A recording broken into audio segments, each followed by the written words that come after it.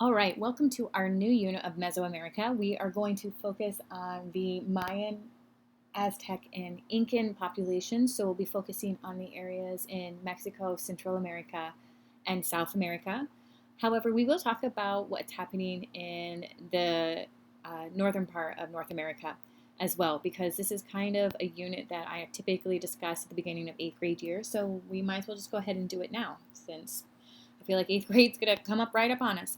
So the pre-Columbian era is obviously talking about before Columbus. So before Columbus came over and quote unquote discovered this new world in 1492. So one you have to ask yourself is like, how did the first people actually get here? And many of you know that there was an ice age, and most historians and people who research this speculate that about 12,000 years ago, towards the end of the last ice age, people used this land bridge.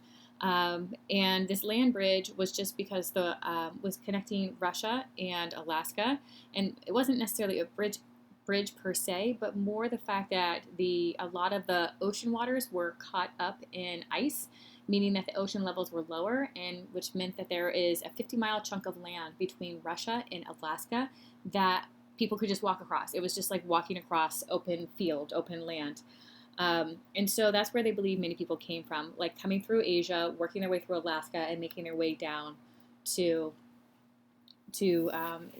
North, Central, and South America. And obviously, if anybody's ever seen the movie, this is just from the movie. Just me being super creative one day. Hilarious, Miss Camlin. All right, so you can also look at this map, how the ice sheets worked. And any of that blue up there on that is going to obviously be where you're going to have a lot of the ice age. So that means like looking in parts of Africa, looking at Central America, that's not covered during these ice ages.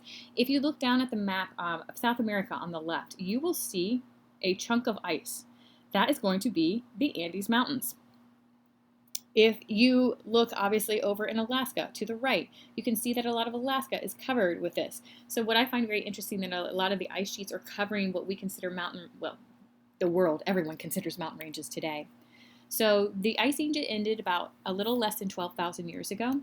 And like I said, the first migration consisted of a 50-mile trek across the land bridge.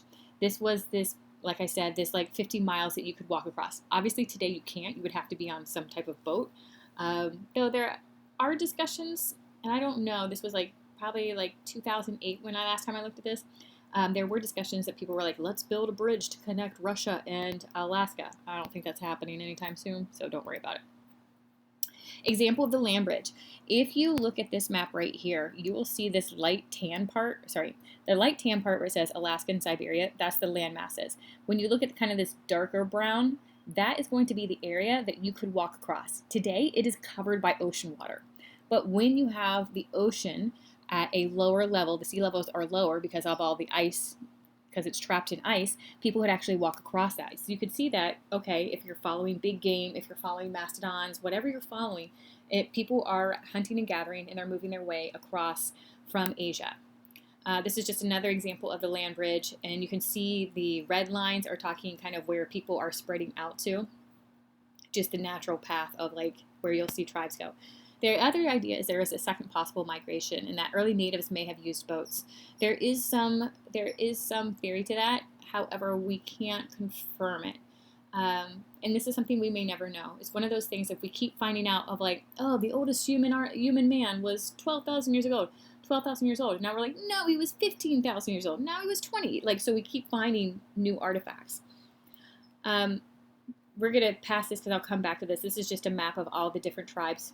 Not all of them, but many of the different tribes throughout North America. But I'm going to jump ahead actually here to the population of Native Americans by 1492. And the one thing I wanted to point out is that many books that you will read will say there was like maybe 2-3 million people living in North, Central, and South America.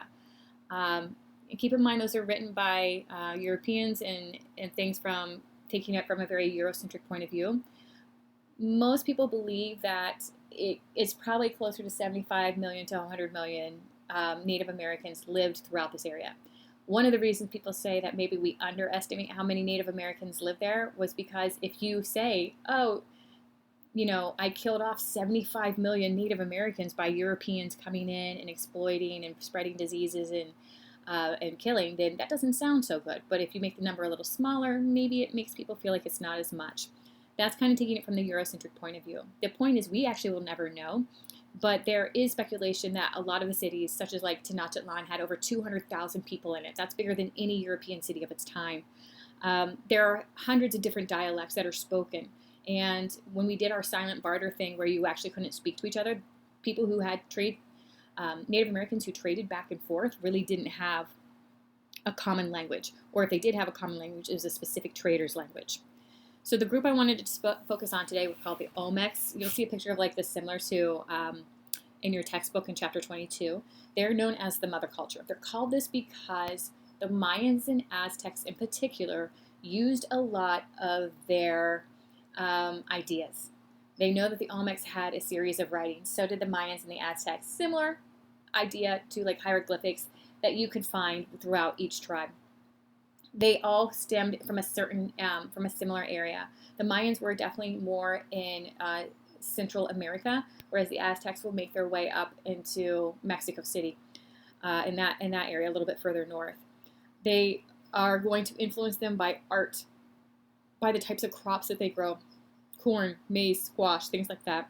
So the mother culture, Olmecs are known as the mother culture because they feel that Olmecs gave birth to a lot of the ideas that the Mayans will then use and the Aztecs will use, not as much as the Incan because they're further south in South America. So location of the Olmec Empire, if you look at it, it's going to be kind of in that little gateway between what you would consider Mexico and what you would start considering Belize and Guatemala and all of that. So it's going to be in that area. And then you can see that the Aztecs are going to be up north in Tenochtitlan and Teotihuacan, and the Mayan are going to be further south near Chichen Itza, Tulum, Tikal, Palenque, all these places. These are just a couple examples of Olmecs. Actually, the picture on the left is actually, I believe, the city of Teotihuacan.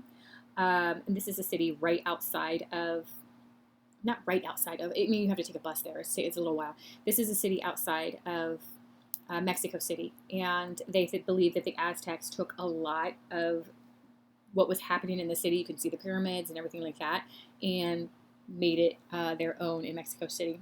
The person on the right is just an example of some of the art that they made. So we'll cover the Mayan Empire a little bit today, and that will coincide with kind of the work that I'm going to have you do this week.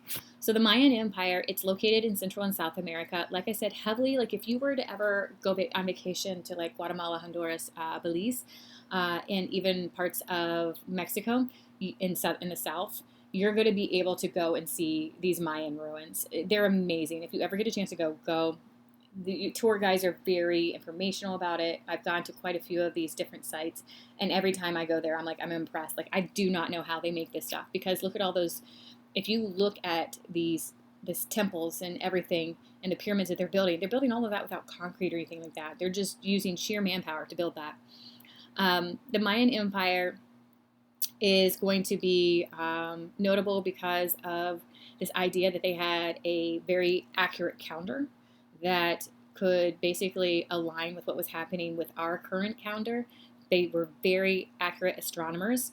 They were good at growing agriculture, so their diet was actually really well balanced because they had corn, beans, and squash, and that was actually really well balanced. They also had written languages, and so we talked about last year in 6th grade a lot about like, oh, if you're uncivilized if you don't have a written language. Well, they had a written language. They had books, they had calendars, they had priests, they had scholars. They were very advanced. But unfortunately what happened is once the Europeans came over, they burned a lot of their books. A lot of the priests were like, get rid of it, because they were considered sacrilegious. They were going against anything, so they didn't want people to study that. And so people actually had to go and try to figure out what the Mayan code was, like, to be able to kind of interpret it. So you know how the, what was that code? The Rosetta Stone helped decipher Egyptian hieroglyphics. They also have people who are specifically trying to figure out what these Mayan hieroglyphics said and what they had predicted and what happened. And so there are still some texts that are still around, or if you go to these buildings, you can see the hieroglyphics carved into these temples in these different areas. Like I said, the astronomy of the Mayans was very, very advanced. The Temple of Chichen Itza had 365 steps, so you can imagine they're marking 365 days. They can mark all of the equinoxes that we follow. They predicted solar eclipses. And I know you guys can read, but moon cycles were only off by 33 seconds, and that's without any of the technology that we use today. So this tells you how in tune they were with the greater world and their environment. These are some pictures that you'll see. Right here on the left, this is going to be an example of more than likely a nobleman. Could be a leader, but they're known for their fancier headdress, and you can see that that kind of flat or slanted forehead, that is considered to be like a sign of nobility. Also, you can see a picture of, like, you'll just see this throughout Central and South America of just like, boom, all of a sudden there's a temple in the middle of the jungle. So there are so many sites that we have not even uncovered yet, just because of sheer ability to access them. The heart of the Mayan Peninsula you can see right here. A lot of it's going to be around the Gulf of Mexico and the Caribbean. And we're going to stop there today, and I will then go back to the Aztecs. But the one thing I want to mention is I'm going to probably put a couple clips of the movie Apocalypto up there. It's a very violent movie, but it's very beautifully done. So I'm going to find the ones that are appropriate just to kind of give you a little bit more of a visual of the Mayan Empire. A lot of the other Mayan stuff you can just read from your textbook. Like I know that you guys are capable readers, so I don't need to necessarily go into, like, you know, the man asked the woman for marriage, and then they lived in her parents' house. Like, you guys can read that. That'll go along with your worksheet.